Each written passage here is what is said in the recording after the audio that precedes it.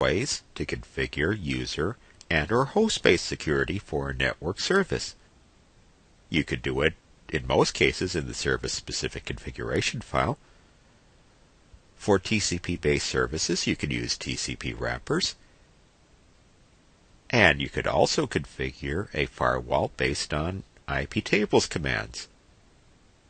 We've discussed each of these in detail in other videos, so this should just be a review.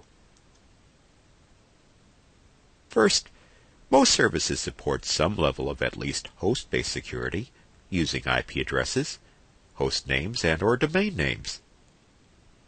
For example, in NFS, the following line limits access to the home directory to systems in the example .NET domain.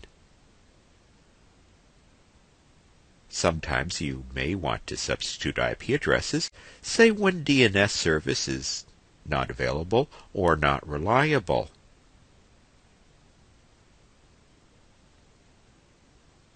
User-based security can't be configured in all service-specific configuration files, but it is possible in many.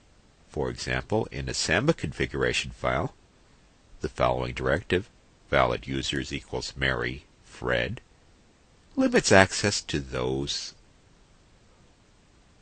users with the Mary and Fred usernames. Of course, this assumes there is some Windows-type authentication database which includes these users. Next, user and hostname-based security can be configured using TCP wrappers, but that works only for services which use TCP packets. While that's most services, that doesn't apply to every Linux service. That can be checked in the etc/services configuration file. TCP wrappers are configured in etc/host.allow and etc/host.deny, read in that order.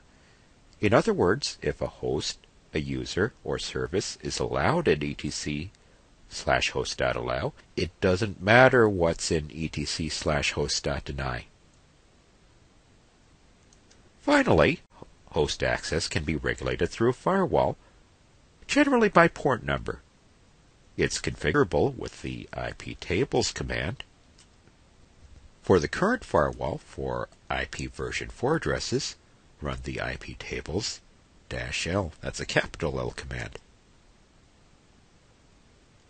You can also use IP6 tables -L to see the parallel firewall for IP version 6 networking.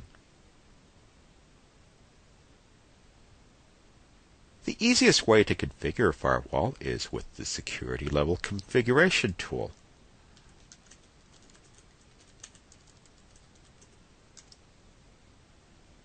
But that's not always enough, so you need to know how to insert IP tables commands. We've shown you in detail in another video.